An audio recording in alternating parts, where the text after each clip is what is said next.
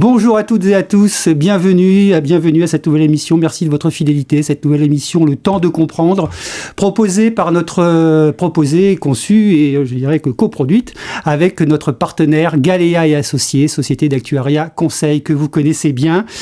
Nous avons choisi aujourd'hui un sujet qui commence à prendre beaucoup d'importance au niveau des entreprises, une réalité de plus en plus prégnante, c'est celui de l'absentéisme. Pourquoi l'absentéisme dans les entreprises ? Eh bien parce que l'absentéisme, au-delà des problématiques évidemment de santé pour les personnels et pour les salariés, ça a un coût. Et oui, ça a un coût. Ça a un coût pour l'entreprise d'abord, ça a un coût pour les assurances collectives, dans leurs contrats collectifs. Et là, on est en période de révision des primes, nous le verrons. Et puis au-delà de ça, ça a un coût pour la collectivité, parce que ça a un coût pour les régimes de base de sécurité sociale, quels qu'ils soient. Donc, toutes les entreprises sont concernées. Et la question qui se pose, c'est si les coûts augmentent, les primes augmentent, et finalement jusqu'à où ? Est-ce que les primes peuvent grimper au ciel ? Je pense que ça, nous pensons tous, et je pense que vous aussi, que cela paraît difficile. Alors, comment répondre présent face à l'absentéisme ? C'est comme ça que nous avons intitulé cette émission. L'absentéisme qui aussi d'ailleurs par rapport à ces coûts peut engendrer un mauvais climat social dans les entreprises. Je pense qu'il ne faut pas le sous-estimer. Alors nous avons avec nous évidemment un représentant de Galéa qui coproduit cette émission encore une fois. Bonjour Maud Vanier-Moreau, vous êtes associé de Galéa et Associés. Donc vous allez représenter évidemment votre société d'actuariat conseil. Vous avez plein de choses à nous dire sur ce sujet de l'absentéisme. Nous avons aussi monsieur Benoît Le Bourneau. Bonjour, monsieur Bourneau. Ravi d'être parmi vous et de partager mon expérience terrain sur la gestion de l'absentéisme. On est ravis, nous aussi. Vous êtes DRH à la société LFB. C'est ça. Vous avez été aussi DRH de grandes entreprises, notamment Pfizer. Et vous êtes cofondateur aujourd'hui d'une, je ne sais pas si on peut l'appeler une start-up, mais en tout cas une petite entreprise qui s'appelle Holicare France. On peut parler d'une start-up en e-santé qui s'appelle effectivement Holicare. Ah, de toute façon, vous êtes là pour nous en dire un mot évidemment de ce que vous faites au niveau d'Holicare France. Et puis, nous avons le plaisir de recevoir Bertrand Boivin-Champeau. Bonjour Bertrand. Bonjour, je suis également ravi. Voilà, vous êtes directeur prévoyance retraite supplémentaire, parce que au centre technique des institutions de prévoyance, il y a la retraite de base, complémentaire et la retraite supplémentaire. Et vous en êtes le responsable. Merci sur ce plateau parce que vous êtes une vigie, c'est ce que je répéterai tout à l'heure, vous êtes une vigie de ce qui se passe au niveau des entreprises et justement au niveau des assurances collectives. On essaye modestement. Modestement, mais vous avez... modestement, mais très correctement. Très correctement. Alors, Maud, déjà, pour commencer, Maud Vanier-Moreau, pourquoi ce sujet ? Alors, je l'ai un peu expliqué, mais est-ce qu'il y a maintenant, j'aurais tendance à dire urgence ? Alors, urgence, en tout cas, on a un risque qui est de plus en plus important et qui suscite beaucoup d'intérêt depuis 2020, puisqu'on voit un risque qui grandit. Donc, on parle aujourd'hui de l'absentéisme, c'est-à-dire des jours d'arrêt de travail des travailleurs salariés. On est sur une population assez large, mais on ne parle pas de l'individuel ou de la fonction publique. C'est un sujet, ça a été dit, qui a des impacts préoccupants déjà sur la santé des travailleurs, puisque on a des chiffres qui augmentent depuis plusieurs années. Évidemment, du coup, sur l'organisation et l'efficacité des entreprises, et bien sûr, sur les sujets financiers. Donc, les pouvoirs publics financent à peu près 15 milliards d'euros par an sur ces sujets-là. Les entreprises ont aussi un reste à charge. Les organismes assureurs voient une facture qui s'alourdit depuis plusieurs années et parfois même les salariés y mettent aussi un peu de leur poche. Donc le sujet de l'absentéisme, il n'est pas uniforme, il est spécifique selon les différentes populations. Donc on a les populations des seniors, la population des femmes, et plus récemment la population des jeunes ou des cadres, des managers, et la population des aidants. Donc tout ça, on travaille quand même pour accompagner les clients à détecter où sont les causes pour pouvoir mieux les traiter. Donc les DRH disposent de pas mal d'outils grâce aussi aux données qui sont disponibles chez les assureurs. Et on les accompagne là-dessus. Vos clients, excusez-moi, ce sont à la fois les entreprises et les assureurs. Voilà, on est obligé de... On a des questions des différents domaines d'activité. D'accord. Donc, et sur les primes, donc bien sûr, le risque étant croissant, il y a des enjeux financiers qui sont assez lourds. On ne peut pas donner une tendance très précise parce que la prime dépend de la société, du secteur d'activité, des salariés, des franchises, des contrats, etc.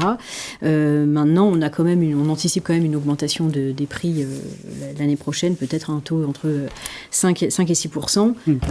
Voilà, ce qui est quand même pas neutre. Oui, puisqu'on est sur la hauteur de l'inflation à peu près, peut-être un peu moins selon les... Ok. Bertrand Morin-Champeau, je disais que vous étiez une vigie. Alors justement, au niveau des chiffres, si on peut rentrer un peu plus dans le détail, d'une certaine façon, ça se matérialise comment dans vos comptes ? Alors, je crois que oui, on est réunis ici parce qu'en effet, il y a une grande augmentation, il y a une évolution qu'on constate depuis de nombreuses années. Alors, je vais prendre, comme vous le dites, je vais prendre un peu plus de recul, je vais me placer sur les 10 dernières années, 2014-2022, pour neutraliser aussi les effets de la pandémie. Et on sait qu'on a aujourd'hui une progression des arrêts de travail, des dépenses d'IJ-maladie, c'est important de le dire, de 45%. Ce qui paraît être un chiffre important, et qui vaut pour l'ensemble des financeurs. C'est-à-dire que ça vaut aussi bien pour l'assurance maladie que les organismes d'assurance et également ce qui est financé par les employeurs directement. Alors on parle globalement, sur les IJ-maladies, hors Covid, on parle de un peu plus de 20 milliards d'euros. Ça inclut 12 milliards pour la sécurité sociale. Alors ça rejoint vos 15 milliards parce qu'il y a à peu près 3 milliards d'IJ Covid, 6 milliards pour les organismes d'assurance, voilà, que je représente, et le reste est mis en place et financé par les employeurs. Alors c'est 45%, c'est un chiffre qui paraît énorme, mais en fait il faut quand même le relativiser. Il y a des effets structurels qui sont présents. Donc il y a trois facteurs, je dirais. Il y a deux facteurs structurels et un dernier facteur. Les structurels, c'est les effets démographiques et de masse salariale, l'effet prix. Et puis il y a le dernier facteur qui est le plus important, à mon avis, celui qui nous intéresse et qui intéresse les entreprises, c'est les questions liées à la santé des personnes. Alors quelques chiffres sur ces effets. Il ne faut pas négliger l'effet démographique, parce qu'en fait aujourd'hui, on a quand même beaucoup plus de seniors, de personnes de plus de 55 ans dans la population active, et notamment sur les 4-5 dernières années, il y a une reprise de l'emploi, donc il y a un plein emploi, donc il y a plus de seniors. Il y a dans la population plus de personnes de plus de 55 ans employables, et ça représente globalement depuis 10 ans, ça a pris 50%. C'est-à-dire qu'on a 1,8 million de personnes de plus de 55 ans en emploi depuis 2010 qui sont arrivés, qui sont couverts et qui sont susceptibles d'avoir des arrêts de travail. Donc cette tendance ne va pas forcément s'arrêter. Et la tendance ne va pas s'arrêter puisque la tendance est toujours là. Voilà. Donc ça veut dire que c'est en effet plus d'arrêts de travail en nombre. Ils sont plus longs parce que les plus de 55 ans nous arrêtent de 2 à 3 fois plus longs que les plus jeunes. Et puis ça coûte plus cher parce que aussi en fin de carrière on a des rémunérations plus élevées. Voilà. Donc le deuxième effet structurel, c'est la masse salariale. Là aussi, elle a progressé de 30% depuis 10 ans. Rien qu'en 2022, c'était plus 8. Donc on voit que les prestations qu'on indemnise, c'est un maintien de salaire. Donc forcément, on se dit il y a au moins eu 30% d'augmentation sur 10 ans qui sont liés à cet effet-là. Et donc ça, c'est le deuxième effet structurel. Et alors, le plus important, enfin celui qui nous intéresse, peut-être sur lequel on peut agir, en tout cas, c'est les questions de santé. Alors c'est là où on est un peu plus pauvre en données, mais on a des études aujourd'hui de nos groupes de protection sociale qui sont publiées et qui mettent en évidence que on a un vrai sujet sur les managers. Les moins de 30 ans, d'habitude, comme je le disais, c'est plutôt la population âgée qui est plus ciblée et qui génère le plus d'arrêts de travail. Mais là, on voit qu'il y a une émergence d'absentéisme sur les moins de 30 ans et sur les plus jeunes. Alors, on met en avant la question de la santé mentale, c'est ce qui ressort de nos études, mais c'est des sujets sur lesquels il faut approfondir. En tout cas, il y a une vraie préoccupation aujourd'hui sur ces questions-là. Mais alors, m'arrêtez si je me trompe, mais plus de 50% des arrêts de travail aujourd'hui seraient dus à des problématiques de santé mentale. Pour les arrêts longs. Pour les arrêts longs. C'est la première fois que la santé mentale est la première cause d'arrêt long. Quand même, ça traduit un certain phénomène. Et j'ajoute, alors là aussi, vous me contredisez, vous précisez, mais vous intervenez après la garantie employeur, c'est-à-dire la garantie maintien de salaire de l'employeur, en général. Donc, alors, les organismes de prévoyance, ils peuvent aussi se substituer à la garantie employeur. Les employeurs peuvent assurer la garantie employeur, mais toutes les garanties employeurs ne sont pas forcément assurées. Enfin, non, c'est ça, c'est à peu près 1 sur 2. Voilà, donc pour ce point-là. Merci Bertrand. Alors, Benoît, vous, en tant que DRH, qu'est-ce que ça vous inspire, notamment ces arrêts de travail, de plus en plus importants donc, pour les jeunes, de plus en plus liés à la santé mentale.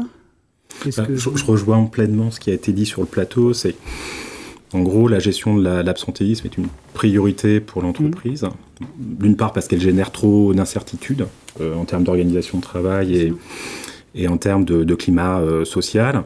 Bon, on sait que l'absentéisme est multifactoriel, et d'origine professionnelle et ou personnelle.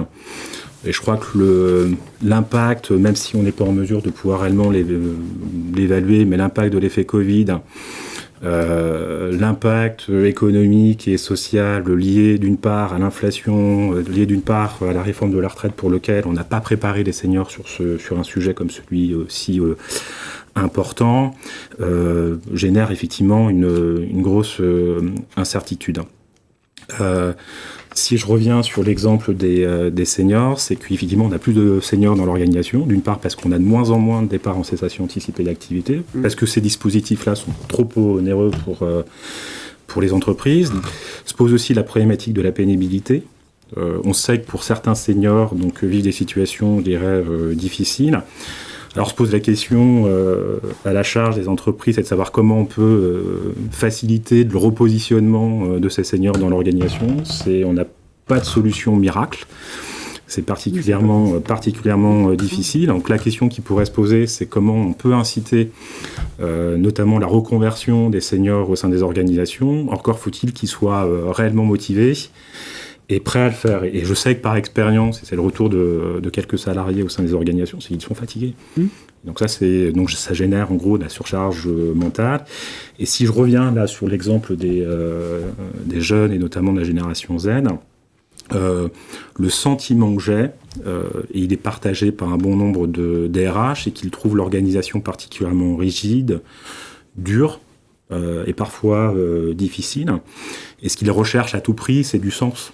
On parlait de ça, de ce sens, de ce bien-être au travail. Ce bien-être au travail, c'est de rechercher effectivement les entreprises dites à mission. Et très tôt, ils veulent se sentir responsabilisés et autonomes. Donc s'ils n'ont pas, en gros, l'ensemble de ces critères qui s'appliquent à eux et dans leur fonction au quotidien, c'est qu'ils vont privilégier effectivement leur santé à tout prix et ils vont s'arrêter plus facilement. Donc c'est en gros le contexte actuel sur lequel on est malheureusement confronté. Parce que c'est vrai que il y a ce que dit Bertrand, il y a une dérive c'est pas une dérive, c'est pas le bon mot, mais en tout cas il y a une augmentation structurelle liée à l'âge. Effectivement, on est potentiellement plus malade ou malade plus longtemps quand on atteint son âge.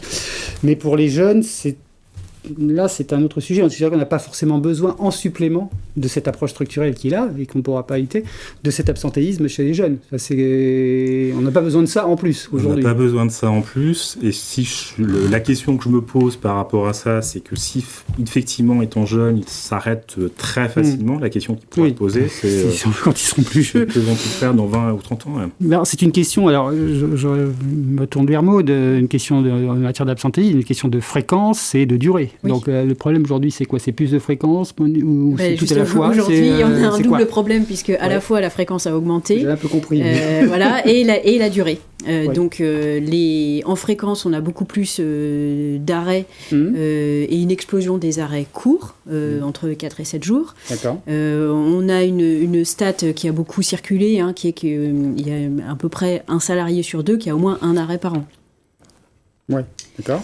Et les arrêts longs, qui sont ceux en matière d'assurance qui coûtent le plus cher, les arrêts courts étant plutôt en charge immédiate pour l'employeur, les arrêts longs sont plus longs qu'avant. D'accord. Donc on a un double phénomène. On a effectivement un double phénomène. Et alors ça, évidemment, je pense que vous le confirmez, ça, c'est à la fois de la fréquence et à la fois de... Enfin oui. Oui, tout à fait. Enfin, je confirme, mais ça, je mettrais un petit bémol, parce qu'en fait, c'est vrai que c'est des données qui sont issues de l'observation de nos portefeuilles. Voilà. Alors, aujourd'hui, c'est vrai qu'on a un vrai travail qui est fourni par tous les organismes d'assurance. Est-ce qu'ils sont suffisants finalement sur le marché ? Ben voilà, c'est un peu la question. C'est qu'on a des éléments mais qui viennent de l'expérience des organismes d'assurance. Et en fait, on a quand même très peu de données qui viennent de l'assurance maladie des pouvoirs publics eux-mêmes. Et il y a beaucoup de choses qui remontent de nos portefeuilles, l'expérience de nos groupes, et qui peuvent être contre-intuitifs avec d'autres données. Et puis, il faut prendre le recul aussi de la crise pandémique. L'explosion des arrêts courts, il y a eu quand même des vagues, notamment la vague Omicron en 2022, qui a provoqué des arrêts de moins de 8 jours dans un nombre supérieur à au premier confinement. Voilà. Et donc, en fait, ça vient un peu perturber les chiffres. Et c'est vrai qu'on n'a pas les stats publics corrigés de ces effets-là. Voilà, sur les nombres en nombre. On les a en montant, mais on n'a pas du tout sur les nombres, sur les fréquences. Et on n'a même aucune donnée sur la durée par âge, etc., venant de l'assurance maladie. Donc en fait, on manque d'une vision globale. Et typiquement, ce que disait Maud sur la santé mentale, c'est vrai que ça ressort aujourd'hui de l'expérience de portefeuille comme le premier motif d'arrêt de travail. Mais en fait, quand on reprend, par exemple, le rapport charges et produits de l'assurance maladie de 2014, ça apparaît en fait en montant, ça apparaît déjà comme le premier poste de dépense des IJ maladies en 2014. 2014, il y a 10 ans. Donc il faudra peut-être faire une mise à jour. Donc en fait, on se dit, donc il y a beaucoup d'éléments comme ça qui peuvent être un peu contre-intuitifs. Donc on observe des choses, évidemment, on observe sur le terrain des vrais sujets de ce qu'on a évoqué, sur les jeunes, sur la santé mentale, sur plein de choses, y compris sur les seniors. Mais on manque d'une analyse plus fine qui pourrait venir des pouvoirs publics, ou en tout cas qu'on étudie ça et qu'on coopère collectivement pour avoir ces données-là. Et ça, c'est vraiment un vrai sujet sur lequel on souhaiterait avancer. Une demande vis-à-vis des pouvoirs publics, de plus de travail. Voilà, une dernière stat, parce qu'en fait, quand on regarde les derniers chiffres de l'assurance maladie, là, fin septembre, on voit que les IJ maladies ont baissé de 5,6% par rapport à la même période de 2022. Alors, il y a l'effet pandémie, mais quand même, en fait, on s'aperçoit que on se dit que ça explose, mais bon, il y a aussi un retrait rapide. Donc, il y a beaucoup de phénomènes aujourd'hui qui surviennent et il faut vraiment qu'on il faudrait avoir une se analyse retrousse plus les fine manches, maintenant, qu'on aille dans les données et qu'on regarde ce qui se passe. Et on a besoin de le faire avec les pouvoirs publics. C'est justement, pour parler de Omicron, comme ça, je vous une toute petite parenthèse. C'est modélisable, ces petites épidémies de demain ou pas? Enfin, je ne sais pas, je ne dis pas comme ça. Parce que ça, on va vers on entend parler effectivement de possibilités dans les années qui viennent, de pandémie, enfin pas de pandémie ou de mini-pandémie. De toute façon, les organismes assureurs, on leur demande de procéder à ce qu'on appelle des stress tests, donc de voir sur leur portefeuille s'il se passe telle ou telle chose, donc s'il y a une pandémie, selon sa gravité, sa durée, etc. Donc les organismes se doivent de tester leur portefeuille là-dessus. Maintenant, là, pour le quotidien, je dirais, de la gestion d'un contrat entre un souscripteur et son assureur, les projections à court terme, je dirais, sont plus de l'ordre de la démographie aussi, du secteur d'activité, etc. D'accord. Et juste pour en terminer sur, finalement, la modélisation ou les chiffres et tout, je crois qu'il y a un indice qui existe, Benoît, l'indice Bradford. Alors, tout à fait. Donc, l'indice Bradford, donc c'est un indice, je crois, très souvent utilisé par l'environnement industriel, donc qui permet effectivement d'évaluer le nombre de fréquences des arrêts, donc et la durée des absences, et on surpondère en gros le nombre de fréquences d'arrêt. Alors c'est un bon indicateur, donc il permet effectivement de faire des situations d'analyse, mais ça ne suffit pas. Je crois que on disait tout à l'heure, c'est que le rôle du manager est prépondérant, et ce que l'on met en place, en tout cas au sein du LFB, c'est que s'assurer que les managers puissent faire les entretiens de réaccueil. Alors, il ne s'agit pas forcément de questionner le salarié, mais c'est en gros d'essayer de comprendre pourquoi il est absent. Est-ce que c'est lié à des problématiques d'organisation du travail, de la charge du travail, du rythme du travail? Est-ce que c'est lié aussi à des contraintes cognitives ou relationnelles? Est-ce que c'est lié à des difficultés managériales? Donc c'est toutes ces questions qu'on se pose. Alors pour que ça marche derrière, il faut bien évidemment des plans d'action sur lesquels la DRH ou les équipes qui composent la DRH est partie prenante. Compliqué pour les managers aujourd'hui, un peu. J'aurais tendance à dire comme ça, un peu coincé entre la direction générale qui a des objectifs et les salariés qui ont des difficultés. Ils sont peut-être eux aussi soumis à des arrêts, non? Eux-mêmes sont soumis effectivement à une pression, à une charge de travail importante, et puis. Il y a peut-être ce que j'ai pas effectivement précisé en préambule, c'est que là aussi, c'est que les organisations sont de plus en plus tendues. C'est-à-dire qu'on augmente aussi le niveau d'exigence, mais avec moins de ressources. Et donc ça a aussi des impacts directs sur le manager. Donc je pense qu'aussi il faut un accompagnement adapté pour les managers. Donc là on est plus dans des sujets, je dirais, d'organisation dite collective, mais il est clair qu'il est important de pouvoir former et accompagner les managers sur la prévention des risques psychosociaux. Oui, effectivement, parce que je me souviens d'un plateau que l'on avait fait ici avec un psychiatre, justement, spécialisé dans les relations du travail, qui se demandait à un moment donné, mais qu'est-ce qui se passe dans les entreprises pour avoir tant de managers tout d'un coup qui se mettent en arrêt ou en fameux burn-out, qui peut aller très loin, le burn-out. Vous parliez d'arrêt en longue durée, mais ça peut aller jusqu'à des maladies physiques. Ouais. Ça peut se transformer en maladies physiques. Il y a des exemples assez frappants. Donc, voilà, donc c'était une petite aparté sur les managers qui... si on pense à eux, pour dire qu'on pense à eux dans cette émission, que c'est pas tout le temps facile. Alors, donc c'est l'indice Bradford, on l'utilise. Il est pas, c'est pas la martingale évidemment, mais c'est clair, ça ne suffit pas. Ouais. Il y a aussi peut-être l'expérience terrain nécessaire, c'est que le manager doit être présent parmi ses équipes. C'est aussi de faciliter je dirais l'empathie, l'écoute active, et c'est de comprendre effectivement les difficultés rencontrées par les équipes. Et je pense que c'est important de le faire, en tout cas dans cette situation où c'est assez difficile, voire complexe. Ouais.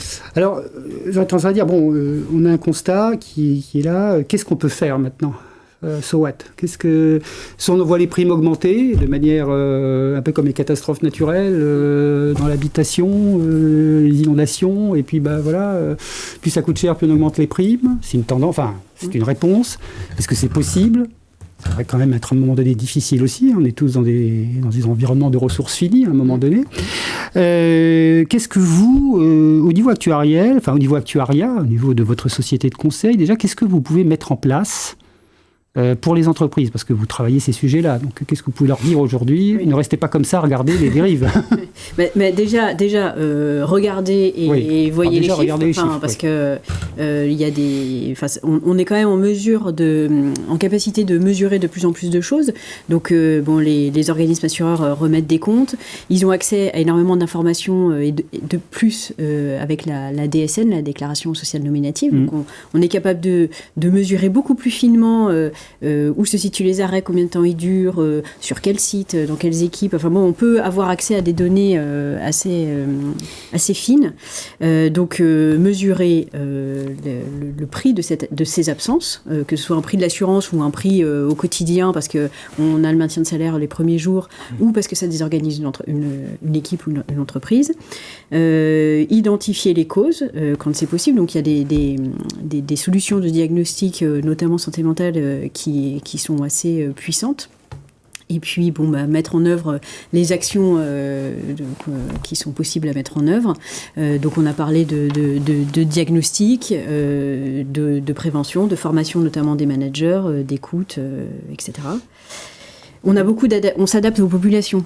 Et là, donc, on a parlé des jeunes, on a parlé des cadres ou des managers. Il y a aussi le sujet des seniors dont parlait Benoît. Là, la réforme des retraites qui vient d'entrer en vigueur ouvre aussi la possibilité d'organiser le travail pour les seniors. Donc, on a la retraite progressive, le cumul emploi-retraite, le temps partiel senior. Là, les DRH ont quand même une palette d'outils. Certes, parfois des outils onéreux, mais des outils pour faciliter le maintien des seniors dans l'emploi. On a beaucoup de sujets sur l'aidance aussi. Donc, maintenir des personnes à risque dans leur emploi et adapter leur travail avant que l'arrêt se produise. Il y a des choses possibles à faire.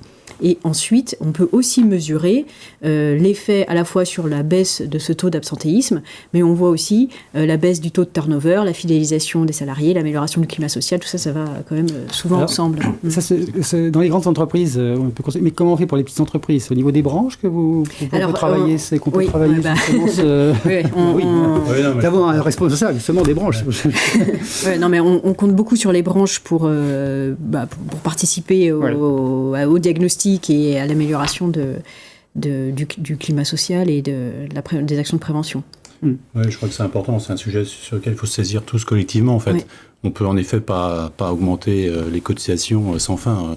L'objectif des institutions de prévoyance et de nos groupes de protection sociale est bien de maintenir une protection sociale complémentaire à meilleur prix et qui soit soutenable. Voilà. Donc il y a des effets, comme je disais tout à l'heure, qui sont entre guillemets structurels. On les qualifie structurels parce qu'en fait, ce qui est important, c'est qu'en face, les cotisations augmentent à la même vitesse. Donc il n'y a pas forcément de déséquilibre et nécessité d'augmenter par un indice, enfin de changer les taux de prélèvement. Donc ça accompagne le pouvoir d'achat. Par contre, il y a des vraies dérives de risque qu'il faut regarder. Et donc nos groupes aujourd'hui, l'ensemble des organismes d'assurance sont en capacité de fournir des diagnostics, d'être en accompagnement des entreprises sur un certain nombre de sujets, même si c'est encore, on manque encore d'un certain nombre d'accès à certaines données, mais ils sont capables de le faire. C'est souvent insuffisamment utilisé par les entreprises ou par les branches. C'est ça. Mais déjà de prendre connaissance de ce qui existe. C'est un sujet qui est ancien quand même. Enfin, je veux dire, il y a quand même des grandes branches qui sont accompagnées par des groupes de protection sociale sur des grands sujets de prévention professionnelle ou autre, y compris des maladies dans l'activité professionnelle qui ne sont pas des maladies professionnelles. Donc, on a cette habitude-là d'accompagnement, mais ça n'est pas suffisant. Et encore une fois, je pense il faudrait que les entreprises aussi se saisissent, donc les partenaires sociaux dans les entreprises et dans les salariés se saisissent un petit peu plus des services aujourd'hui qui peuvent être proposés par les organismes d'assurance, par les institutions de prévoyance notamment. Et il faut, je pense, très important qu'on puisse disposer justement d'une vision aussi globale de ce qui se passe au niveau national. Voilà, donc je réinsiste. On vient réinsister sur les chiffres qui sont insuffisants aujourd'hui.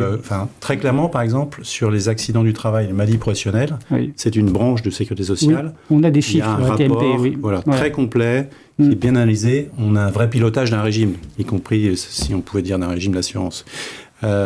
Sur les arrêts maladie, il y a très très peu de choses. Voilà. Donc il faut qu'on améliore ça et on en discute beaucoup avec les pouvoirs publics et je pense que c'est un sujet sur lequel le ministère de la Santé travaille en ce moment. Alors Benoît Le Bourdeau, qu'est-ce que fait Olicare dans cet environnement, dans ce contexte ? Alors Olicare, on le disait en préambule, est une solution numérique pour accompagner donc le bien-être et la santé mentale des collaborateurs au sens large, puisque c'est sur la santé mentale. On est purement sur la santé mentale, c'est-à-dire que notre modèle économique, c'est en gros, et nos clients sont les entreprises et quelle que soit leur taille, ça peut être aussi les collectivités territoriales, les acteurs de santé, puisque quand même beaucoup impactés aussi sur des sujets de la santé mentale, mais aussi les mutuelles et les assureurs. Alors quand ça marche donc l'employeur va invite ses collaborateurs à effectuer un check-up de santé mentale en moins de 7 minutes, alors dans l'anonymat garanti, dans la confidentialité, et donc ils permettent de dégager en gros 7 profils. Et donc la force, je dirais, du modèle, c'est que les résultats sont immédiats. Donc je précisais, donc on dégage 7 profils. Donc pour les profils à risque, j'avais faible, voire modéré, c'est que Olicare va orienter les collaborateurs vers des programmes d'éducation thérapeutique digitaux. Donc ils ont été construits par des experts et donc permettent aussi de certifier les collaborateurs sur des sujets comme le stress, l'anxiété, l'épuisement au sens large ou les sentiments dépressifs. Un point important aussi, c'est que pour les profils à risque élevé et pour les collaborateurs qui seraient en situation d'épuisement professionnel avéré, voire sévère, c'est que le collaborateur devient patient et donc il va co-construire donc, avec un coordinateur de santé son parcours de soins personnalisé où il va pouvoir interagir avec des professionnels de santé. Et dans le parcours de soins, donc il va pouvoir effectivement consulter donc un psychologue, un coordinateur santé qui est une infirmière donc diplômée d'État, et aussi pouvoir bénéficier de soins de support et de soins psychocorporels. Mais ça lui fait la demande de l'employeur ? Comment ça se passe ? Vous dites que c'est anonymisé, donc le salarié reçoit son diagnostic, tout à fait. Ça, et après qu'est-ce qu'il en fait là ? S'il va voir son employeur ou il va lui directement ? Alors non, je crois que pour que cela marche, c'est que ce que l'on va mettre effectivement à disposition au DRH, c'est un diagnostic global. D'accord. Donc il va pouvoir effectivement avoir un état des lieux à un instant T. D'accord, ça la santé mentale de l'entreprise. Par contre, le collaborateur, lui, va interagir de façon indépendante avec Olicare. Et bien évidemment, nous, on ne descend pas les informations auprès de l'employeur. L'objectif étant de garder effectivement la confidentialité des données. Donc, il existe sociétés qui sont peuvent apporter des réponses. Les actions qui sont menées en général sont faites des sociétés comme Olicare qui ont. Elle a été créée il y a combien de temps, Olicare ? Elle a été créée il y a 3 ans. Et peut-être aussi pour apporter des éléments concrets en termes de chiffres. Donc on a mené donc une étude épidémiologique pour évaluer la qualité du service médical rendu de la prise en charge. Et dans le cadre de l'étude, donc on a interagi avec 3100 collaborateurs, 4 structures différentes. On a 2 établissements de santé, une société de conseil en organisation et une industrie pharmaceutique. Et donc parmi l'étude, ce qu'il ressort, donc on a 40% d'utilisateurs, donc on a 40% d'individus qui utilisent Olicare au quotidien. 22% d'entre eux sont en situation de profil à risque élevé, ou voire en situation d'épuisement professionnel. Et pour celles et ceux qui ont accepté l'idée d'être pris en charge par Olicare, donc on a réussi effectivement à ne plus avoir pour ces collaborateurs-là de sentiments, je dirais, anxio-dépressifs. On a gommé cette problématique-là, et 87,5% d'entre eux ont repris leur activité. Donc, pendant la prise en charge du parcours. Il y a des résultats. Et la question qui se posait par rapport à la durée de l'absence, c'est qu'avec une prise en charge Olicare, c'est que la durée d'absence moyenne est 59 jours versus les 12 mois d'une dépression classique. Et pour terminer, pour conclure sur le sujet qui est à mon avis extrêmement important, c'est que l'autodiagnostic basé sur le ressenti du collaborateur, donc on a pu mener aussi une étude auprès d'une centaine de patients. Et donc l'auto-évaluation basée sur le ressenti corrèle à hauteur de 97% du diagnostic clinique du praticien. Donc en gros, on a une réelle force de pouvoir détecter les signaux faibles de la souffrance au travail. Parfait. Cette émission touche à sa fin. Et comme d'habitude, on va quand même un peu déborder, je le dis, parce que j'ai une dernière question à vous poser. Répondez vraiment très vite. Pour 2024, ça se présente comment là maintenant ? On n'a pas d'éléments qui permettent de dire que tout va bien, que tout va mieux. D'accord. Maintenant, le risque reste assurable du moment qu'il y a encore il n'y a pas de risque d'inassurabilité. Il n'y a pas de risque d'inassurabilité. Mais ce qu'on a dit, on ne peut pas voir les primes dérivées sans donc potentiellement un jour, pas d'inassurabilité, mais peut-être des entreprises qui ne pourraient plus se dire je vais sortir de régime de prévoyance, peut-être. Sachant qu'il y a... On est plutôt dans une démarche de l'agenda social, je crois qu'on va... Voilà, on est plutôt... effectivement, une démarche inverse. La démarche, c'est de faire un ANI prévoyance. Les partenaires sociaux discuter, je pense même au sein des entreprises. On est en train de discuter là-dessus, bien sûr. Un bon dialogue social. Ça alimente le dialogue social. Ça alimente le dialogue social. Et ce sujet de l'ANI prévoyance, dont on parle longtemps, et qui serait un bon sujet pour venir faire le point avec vous, Bertrand. Qui est à l'agenda social des partenaires sociaux nationaux d'ici quelques mois. Parfait. Maud Vadimoro, merci d'avoir proposé cette émission très instructive sur l'absentéisme. Benoît Bourneau, merci de votre témoignage sur Olicare et sur votre approche. Bertrand Boivin-Champeau, merci toujours pour vos précisions et de vos chiffres. À très bientôt, et j'aurais tendance à dire aux entreprises, prenez le temps de comprendre. Prenez le temps de comprendre l'absentéisme au travail. Au revoir à tous et à très bientôt pour une nouvelle émission.